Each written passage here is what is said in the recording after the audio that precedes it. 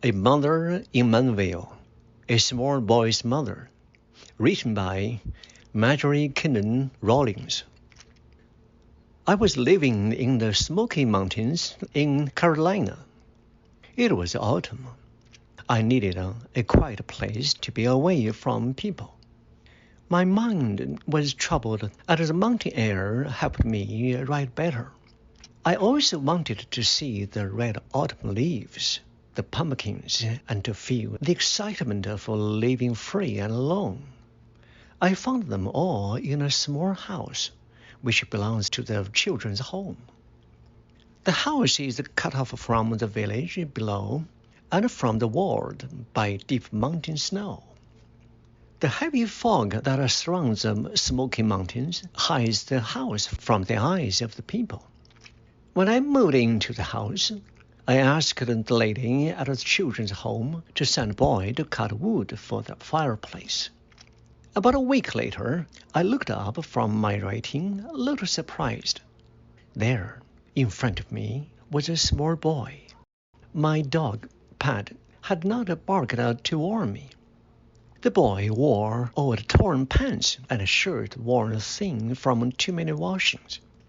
He wore old shoes on his feet. "I can cut some wood today," he said, "but I have a boy coming from children's home." "I am the boy." "You? But you are so small." "I can carry milk to the baby's house, ma'am. Some days I carried it 2 times. In this bitter wind?" "Yes, ma'am. Stiff fingers don't feel bad once you get used to them. We get our faces bitten by the cold wind because we can't put our hands over them. But I have gloves. Some of the boys don't have any gloves." "But cutting wood is a man's job." He smiled at me. "I know all kinds of wood, ma'am. I've been cutting wood at the children's home for a long time." "Very well. There's an axe. Go ahead and try cutting and see what you can do." I began to work again. The first sound of the axe cutting through the wood interfered with my thoughts. But soon the steady chop, chop stopped troubling me. I settled down and wrote for the rest of the afternoon. The sun was slowly dropping behind the cold purple mountains when I heard the boy's footsteps coming toward my door. "I have to go eat now. I'll come again tomorrow afternoon. I'll pay you what you've done." We went together to see his work. Next to the house was a lot of cleanly cut wood. "But you have cut as much as a man. This is a wonderful pile of wood." I gave him some money. "You may come again tomorrow, and thank you very much." He looked at me and then at the money.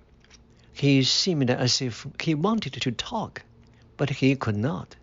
He turned away, but over his thin shoulders, he shouted back to me, "I'll cut some pieces tomorrow.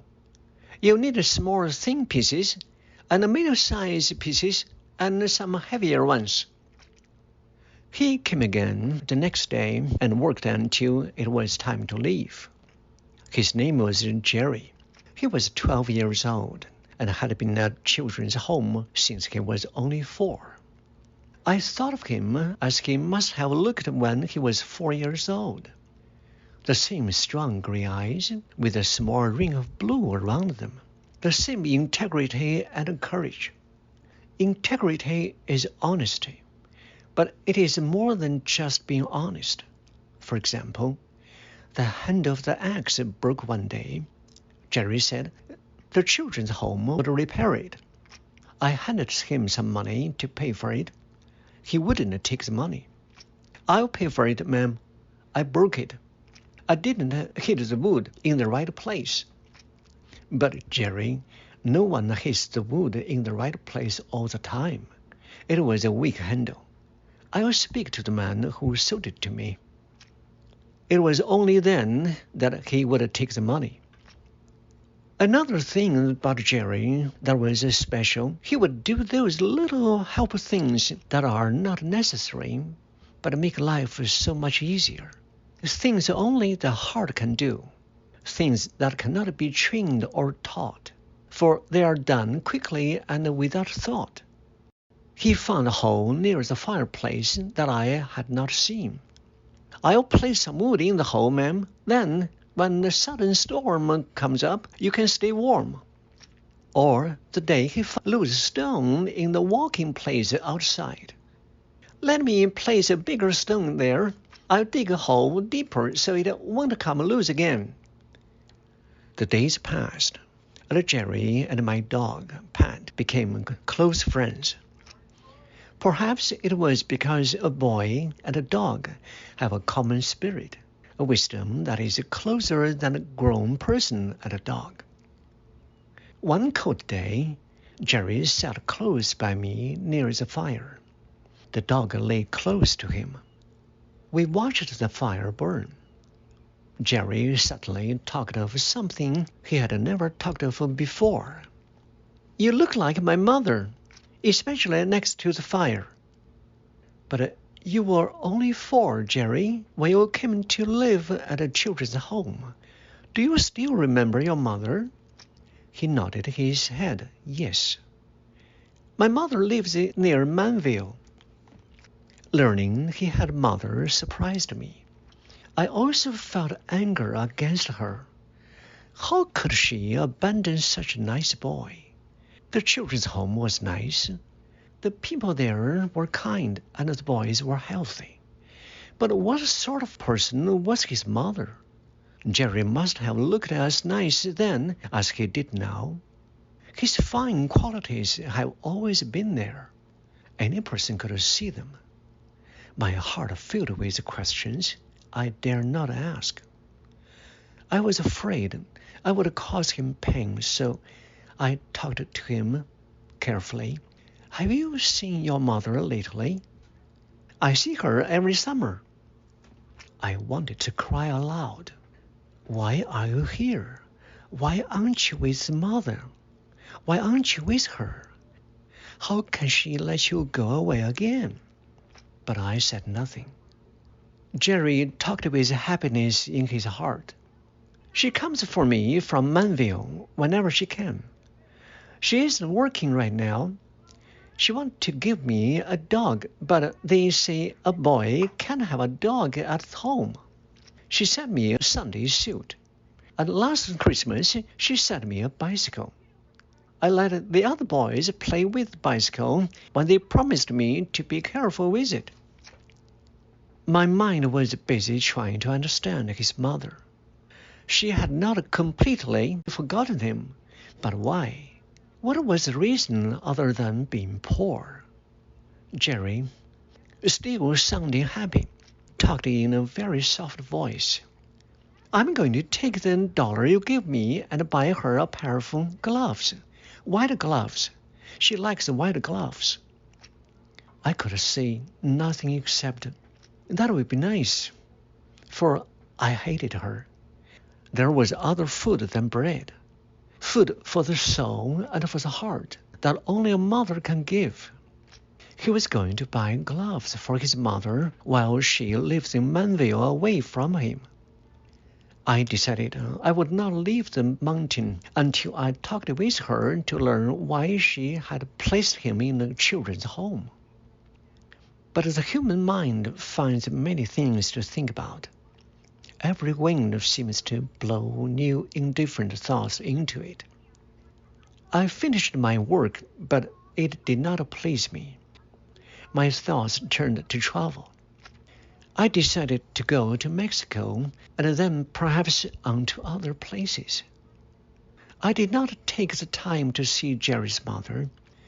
I was busy preparing to leave, and after that night by the fire, we did not speak about her again. The fact that he had a mother, and any sort of mother, made me feel better about him. When I was ready to leave, I said to him, "Jerry, you've been my good friend. I shall think of you often and miss you very much. Pat will miss you too after we leave tomorrow." He did not answer. I watched him climb the hill in silence. I expected him to come the next day, but he didn't come. I placed all my things in the car, closed the house, then drove to the children's home to see him. I told the lady there that I was leaving, and I asked her to call Jerry so I could say goodbye. She was troubled. I do not know where he is. I'm afraid he might be sick. He didn't eat his dinner, and one of the boys said he had gone for a walk in the woods. My heart felt better. I hate goodbyes, and I knew I would never see him again. It was better for both of us this way. Here are some money, I said. Will you use it to buy him things for his birthdays and for Christmas? I might buy him the same things his mother buys. This way he'll get different things, and well, not 2 bicycles, for example. She looked at me strangely and said, There isn't much place to ride a bicycle in the mountains. Her stupidity began to bother me. What I mean is, I don't want to buy him things his mother might buy him. I might have bought him a bicycle if I hadn't learned she had bought him one.